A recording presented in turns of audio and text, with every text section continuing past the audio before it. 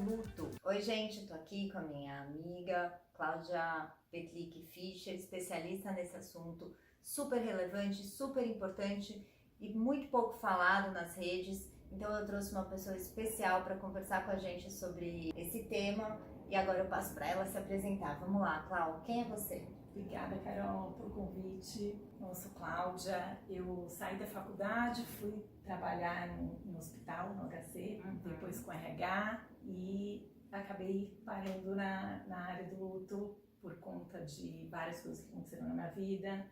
Eu já estava estudando muito esse assunto e decidi me especializar nisso para ajudar outras pessoas. E a pandemia trouxe esse assunto ainda mais à tona, né, Cláudia? Algo que a gente não vinha, talvez, dando tanta importância quanto deveria. Eu acho que a pandemia trouxe essa necessidade, né, de não dava para não falar sobre esse assunto. É um assunto que deixou de ser tabu, muito por conta de todo mundo ter vivenciado esse luto de forma coletiva, individual, de várias formas, né? A gente perdeu pessoas queridas, perdeu nosso mundo presumido, então a gente tem várias camadas aí, várias dimensões do luto pós-pandemia. Quais são as dimensões do luto que você está falando, Cláudia? Porque eu fico imaginando que às vezes a gente está falando de um luto que é perder pessoas, de fato, né? E a gente também perde relacionamentos, não necessariamente o luto é só pela perda física da pessoa, ou não, estou enganada. Sim, sim.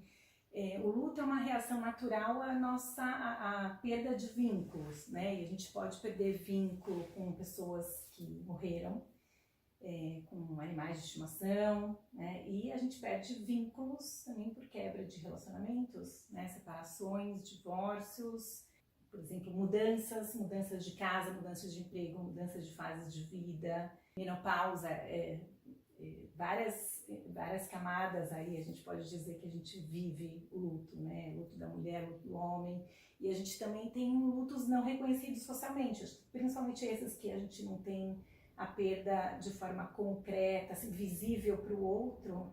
A gente tem mais dificuldade de ter o retorno da sociedade, né? De reconhecer isso como um luto. A gente tem uma dor em um diferente lugar quando a gente não tem o reconhecimento do outro. Pô, conta pra mim um pouquinho, como é que a gente reconhece essa dor e pode nos fazer reconhecer, Cláudia? Então, uma das formas, a gente pode falar nos rituais, por exemplo, né? Os rituais que a gente tem no luto, quando a gente perde alguém, por exemplo, velório, enterro, é uma forma de marcar essa transição de fase da gente receber apoio, de receber abraços, de compartilhar esse momento.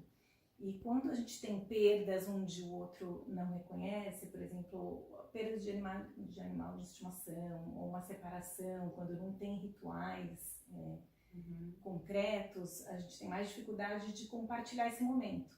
Quando a gente compartilha, a gente abre uma porta para que o outro ajude, né? Para que o outro valide. E quando a gente encontra essa validação, ajuda muito no desenvolvimento do luto, no processo do luto. Quando a gente não encontra, é um fator de risco, né? Para complicar, porque a gente fica tentando achar formas, né? de lidar com isso e não encontra eco.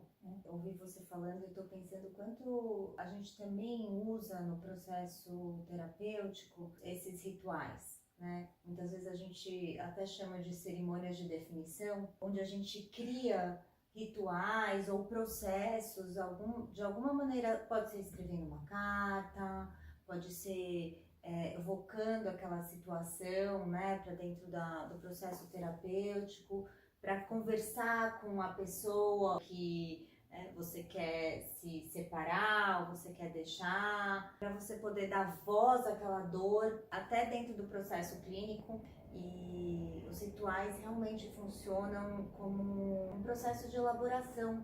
Concordo 100% com você. De organização interna, né? Como a gente precisa de alguma maneira passar por esse processo, né, de elaboração para dar conta dos nossos ciclos. Porque afinal de contas tudo passa, né? As coisas têm um processo de acontecer, tem um começo, um meio e vai ter um fim.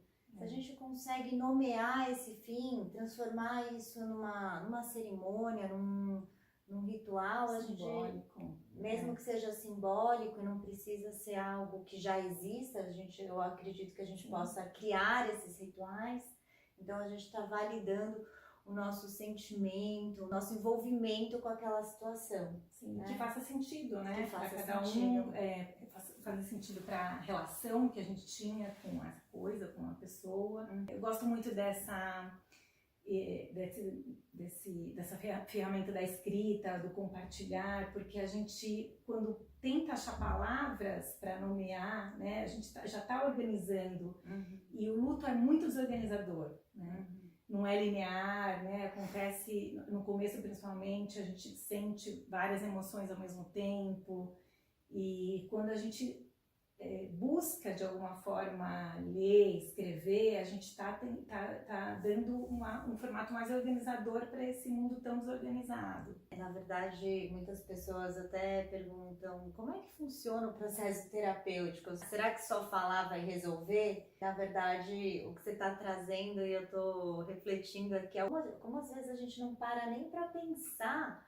Porque a gente até pensa, mas a gente não fala sobre como a gente se sente, a gente acaba não elaborando. Então, colocar em palavras, poder nomear os sentimentos, poder trazer isso de uma certa maneira para a linguagem, já é por si só terapêutico.